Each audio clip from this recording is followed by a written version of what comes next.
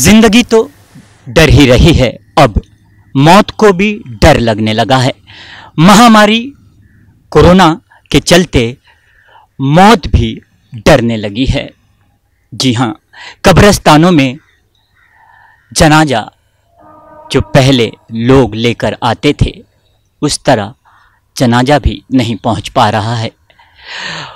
Ambulance के द्वारा या 2 या 3 लोगों के सहारे जनाजा कब्रिस्तान तक पहुंच रहा है। जो उम्मीदें मौत को होती थीं कंधे की, वो कंधा भी अपनों का नहीं मिल पा रहा है। इसी पर आज चर्चा करेंगे हम। मौजूद हैं इस समय मुंबई के बड़ा कब्रिस्तान के चेयरमैन हैं हमारे साथ शोएब खतीब साहब। कई अहम बातें उनसे आज करेंगे हम। सर, सबसे पहले तो हमारे चैनल में आपका स्वागत है। जी, थैंक यू। क्या कहना चाहेंगे सर, बड़ा कब्रिस्तान की अगर बात करें तो मुंबई या महाराष्ट्र की सबसे बड़ी कब्रिस्तान है ये। यहाँ पर पहले के जो मुकाबले जनाजे आते थे, इस समय क्या हालात हैं यहाँ पर? देखिए, ये जो कब्रिस्तान है ये अंडर द मैनेजमेंट जुमा मस्जिद ऑफ बॉम्बे ट्रस्ट के आता है। ये तकरीबन 5-5.5 एकड़ के अंदर फैला हुआ है और इसको अमीन रोगे, नाकोदा अमीन रोगे साहब ने इसको वक़फ़ किया था। आज ये पूरे मुसलमानों के लिए खुला हुआ है। इस पर कोई रिस्ट्रिक्शन या कैद नहीं है। तमाम मुसलमान कहीं का भी रहने वाला हो, कहीं का भी हो, उसको यहाँ पे तदफीन की इजाज़त है। पहले के हालात में और अभी के हालात में बहुत फ़र्क हो गया है। लास्ट ईयर जब कोविड से पहली बॉडी जली थी मुस्लिम की, उसके बाद से बड़े कब्रिस्तान ने और जुमा मस्जिद ट्रस्ट ने अपनी एक बहुत बड़ी जिम्मेदारी को समझते हुए एक कदम उठाया था कि हम किसी भी मैयत को जलने नहीं देंगे। आज उसी चीज़ को लेकर हम चल रहे हैं और उसी बात के ऊपर हम अटल है। आज कहीं पे भी किसी भी कब्रिस्तान में अगर तदफीन की गुंजाइश या इजाज़त नहीं है, बड़ा कब्रिस्तान का दरवाज़ा खुला है। जैसे कि आपने कहा कि बड़ा कब्रिस्तान का दरवाज़ा खुला है, अगर जनाजा कहीं कोई कब्रिस्तान में लोग नहीं ले पा रहे हैं या जनाजे के लिए जगह नहीं है, तो यहाँ पर अगर कोई जनाजा लेकर पहुँचता है तो क्या फॉर्मेलिटी होती है और किस तरह यहाँ पर पहुँचेगा? देखिए, सबसे पहले तो एक चीज़ ये समझ लेनी चाहिए, तमाम मस्जिद के या जो कब्रिस्तान के जो ज़िम्मेदार है कि अगर वो कब्रिस्तान के ज़िम्मेदार है तो वो मैयत अगर उनके यहाँ पर आती है तो उनका फ़र्ज़ है कि उसको उस मैयत को तदफीन करे, ना कि उस मैयत को वापस भेजे। ठीक है, अगर जगह की किल्लत है, जगह की गुंजाइश नहीं है, तो हुकूमत से उस चीज़ के बारे में तबसीरा करके, ज़िक्र करके उसके लिए रास्ता निकाले। क्योंकि कब्रिस्तान जो है वो हमारे मरने के बाद जिस तरीके से जीने के लिए नेशनलिटी कही जाती है, एक हक़ है, संविधान एक हक़ है, उसी तरीके से मुर्दों के भी हुकूक है और उस हुकूक के अंदर तदफीन के हुकूक आती है कि हर मैयत, मुस्लिम मैयत को अपने हमारी शरई तौर पे तदफीन होनी चाहिए। अब अगर कोई मैयत आती है, अगर किसी कब्रिस्तान ने उसको रिफ्यूज़ किया, मना कर दिया, जुमा मस्जिद ऑफ बॉम्बे ट्रस्ट ने अपने बड़े कब्रिस्तान के दरवाजे मुकम्मल तौर पे खुले रखे हैं। अल्हम्दुलिल्लाह सुम्मा अल्हम्दुलिल्लाह। आज भी पूरे बॉम्बे की अंदर तदफीन इतनी एक जगह पे और उससे कहीं गुना ज़्यादा तदफीन हम बड़े कब्रिस्तान में कर रहे हैं। कब्रिस्तान में आने के लिए 2 चीज़ें इस वक्त है, गवर्नमेंट ने 2 चीज़ों की गाइडलाइन दी है। एक तो नॉर्मल मैयत होती है जिसके अंदर 20 लोगों को आने की इजाज़त है। कोविड से रिलेटेड जो मैयतें आ रही है उसमें हम 3 से 4 लोगों को ले रहे हैं। आपने भी देखा होगा कि एक मैयत अभी आई है। तो हम तो ये कोशिश करते हैं कि मैयत का पूरा हक़ अदा हो जावे। वो उनकी आराम गाह है, आखिरी गाह है कि अल्लाह उस कब्र के अंदर उनको आराम नसीब करे। 2020 की अगर बात करें तो 2020 मार्च में कोरोना लॉकडाउन लगा था। उस समय की अगर बात करें तो उस समय जो जनाजे आते थे और आम तौर पे जो जनाजे आते थे, क्या बढ़ोतरी हुई थी 2020 में और 2021 में क्या फ़र्क नज़र आता है? देखिए, 2020 में 31 मार्च को सबसे पहले कोविड की बॉडी जो हमने यहाँ पे तदफीन की, पूरे बॉम्बे के अंदर सबसे पहली मैयत हमने ली ओकार्ड हॉस्पिटल की। उससे एक दिन पहले एक इंसिडेंट हो गया था कि एक मैयत मुस्लिम की हो गई थी जिसको मलाड़ के अंदर तदफीन की इजाज़त किसी बुनियाद पे नहीं मिली और गफलत की बुनियाद पे, हमारी गफलत की बुनियाद पे, हमारे लोगों की गफलत की बुनियाद पे उस मैयत को जलाया गया। जिसके बाद हमने इस पहल की कि नहीं, हम हमारे किसी मुसलमान को दफन जलने नहीं देंगे, चाहे गवर्नमेंट जो SOP बनाए। हमने म्यूनसिपल कमिश्नर से बात की, हमने बड़े आला अहदेदारों से बात की, हमने हुकूमत से रुजू किया कि ये हमारा हक़ है। हमको यहाँ पे दफनाने की इजाज़त मिलनी चाहिए। उसके बाद हमने बैठ के वो SOP बनाई गई कि भाई इस तरीके से कब्र को खोदी जाए, इतना डिस्टेंस रखा जाए, PP किट पहनी जाए, सैनिटाइज़र मशीन लगाई जाए और 4 आदमी लगे कब्र खोदने के लिए, 2 आदमी लगे तदफीन के लिए, 2 आदमी लगे। एक पूरा मुकम्मल अमला हमने तैयार किया और प्लानिंग के साथ में हमने उसको काम को अंजाम दिया। मार्च 31 के बाद से लेकर मार्च 30 तक के, अभी 2020 तक के, हमने तकरीबन 2700 बॉडी को तदफीन किया। यानी कि आप समझ ले कि कितना रेशो होगा। ये एक बड़े कब्रिस्तान का आंकड़ा है।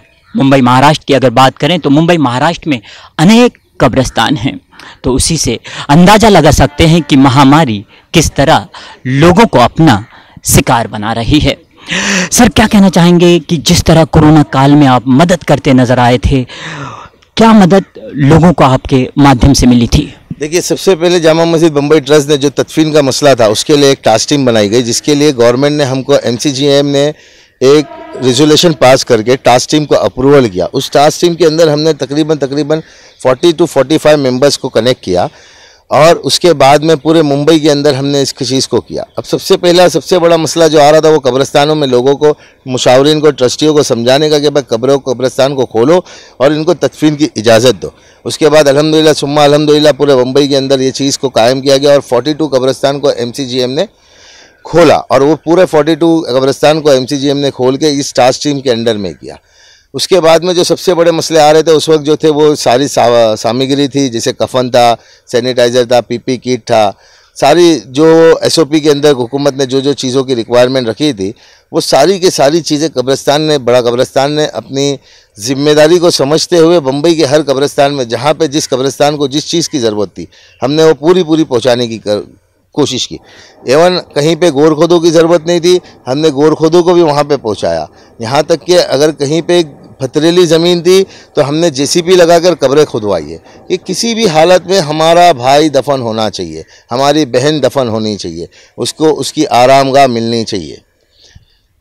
बड़े कब्रिस्तान की अगर बात करें तो आज बड़े कब्रिस्तान में भी हमने देखा कि कब्रें एडवांस में खुदवाई जा रही हैं। आखिर क्या वजह है, क्या कारण है? देखिए, सबसे पहली चीज़ ये है कि हम किसी चीज़ को समझते नहीं हैं। आज ये महामारी फैली है, ये महामारी से हमारे अपने इस दुनिया फ़ानी से जा रहे हैं। अफसोस की बात है कि हम इस बात को कबूल ही नहीं कर रहे हैं। हम उसी बेढंगी तरीके से अपनी ज़िंदगी जी रहे हैं, रास्तों पे घूम रहे हैं, बाज़ारों में घूम रहे हैं। हुकूमत ने जो कवानीन बनाए हैं उसके ऊपर अमल नहीं कर रहे। लास्ट ईयर 31 मार्च को हम पहली मैयत दफनाने के बाद में तकरीबन हम एक दिन में 30 32 मैयतों को हम यहाँ पर दफनाते थे। सितंबर आने तक के वो रेशो थोड़ा कंट्रोल में आ गया और अक्टूबर नवंबर तक के वो चीज़ें काफ़ी कंट्रोल में आ गई कि वीक में 1 या 2 कोविड की बॉडी आने लगी। लेकिन 27 मार्च से अचानक से एक वापस से सेकेंड वेव आ गया, जिसके बाद से लेकर अब तक के हमने तकरीबन, आज का आंकड़ा है, हमने 200 बॉडीज़ दफनाए हैं 27 मार्च से लेकर आज तक की, यानी कि 20 और ये कम से कम 25-30 दिन में। तो सबसे पहली बात तो ये है कि हम इस चीज़ को समझ क्यों नहीं रहे कि ये कोरोना से हमको बचना है। अगर हमारे को कहीं पे कोई चीज़, वो बीमारी है अगर हो रही है तो उससे एहतियात करके हमको दूसरे तक वो बीमारी ना फैले, जो हुकूमत ने गाइडलाइन बनाई है उसके ऊपर अमल करना है। लेकिन हम अमल नहीं कर रहे हैं और हमारे को मसले ये बढ़ते जा रहे हैं। आपने देखा इस वक्त हमने 12-12, 15-15 कब्रें हमने खोद के रखी है। कल के दिन में बड़े कब्रिस्तान में 18 मैयत दफनाए कल के दिन में। तो हमको प्लानिंग के साथ में काम करना पड़ रहा है कि भाई मैयतें आने के बाद में यहाँ पे लोग इंतज़ार भी ना करें, फ़ौरन अमल तदफीन का मुकम्मल हो जावे और वो अपने घरों पे चले जाए। तो बड़ा कब्रिस्तान मुंबई की अगर बात करें तो पहले के मुकाबले जो जनाजा कब्रिस्तान में पहुँचते थे, आज अगर बात करें तो 20 से 25 दिन में 200 जनाजे पहुँचे हैं। सोहेब खतीब साहब जो कि चेयरमैन है यहाँ के, उनका ऐसा कहना है। पहले की अगर बात करें तो साल भर में लगभग 1200 जनाजे कब्रिस्तान में पहुंचते थे, लेकिन आज साल भर में इसके डबल नज़र आते हैं। 2700 या 2800 का ये आंकड़ा पहुंच रहा है कब्रिस्तान में। सर, चलते चलते जो लोग आपको चाहते हैं, जो लोग आपकी बातों पर अमल करते हैं, ऐसे लोगों को क्या अपील करेंगे और क्या शुभकामनाएं देना चाहेंगे? हम तो एक ही लोगों से गुजारिश करेंगे कि हालात को समझे। हमारे जो रहबर है, हमारे उलमा बोर्ड के मुंबई के सदर आरिफ बापू है, ऐसे दूसरे कई लोग हैं जो लोगों से हाथ जोड़ जोड़ कर अपील कर रहे हैं, गुजारिश कर रहे हैं कि वो हुकूमत की बात को समझे कि ये जो कोरोना है ये वबा है और ये अल्लाह का अज़ाब है। हमको अल्लाह से मांगना है कि अल्लाह हमारे गुनाहों को माफ़ कर दे और ये रूह आलम से इसको उठा दे।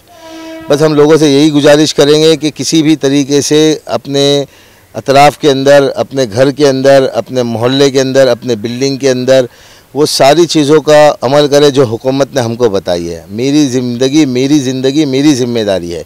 अगर हमको कहीं पे कुछ होता है तो हमारी पूरी फैमिली उससे सफ़र होती है। लोगों को समझना चाहिए, आज पहले के मुकाबले में हम ओवर एज बॉडीज़ को तदफीन करते थे। जो 2020 था उसमें हम जो है वो 60+, 65+, 70+, लेकिन इस वक्त जो वेव है इसके अंदर नौजवान तबके की तदफीन हो रही है। कल हमारे यहाँ पे सोशल वर्कर एक थे, उनकी तदफीन हुई, वो 45 साल के। कल हमने 3 मैयतें ली जो 30 साल की, 35 साल की। अफसोस की बात है कल एक मैयत थी सेंट जॉर्ज के अंदर, 8 महीने की बच्ची थी, वो पॉजिटिव आई है। अब इसका मतलब ये नहीं है कि बच्चों को भी नहीं होगा। ये वबा है, इससे बचना है और एहतियात करना है और हम अल्लाह से मांगेंगे कि अल्लाह पूरे आलम से हमारे गुनाहों की माफ़ी कर दे और इस वबा को उठा दे। तो बड़े कब्रिस्तान के चेयरमैन शोएब खतीब साहब हमसे चर्चा कर रहे थे खास मुलाकात में।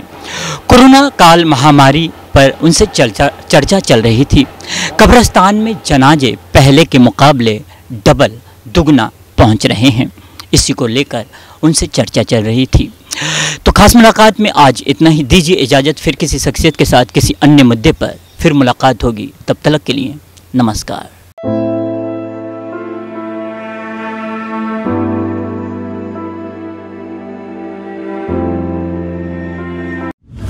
हमें लाइक करें। मुंबई और महाराष्ट्र से जुड़ी हर खबर के लिए STV न्यूज को सब्सक्राइब करें, बेल आइकॉन को प्रेस करें और पाएं ताजा तरीन खबरें।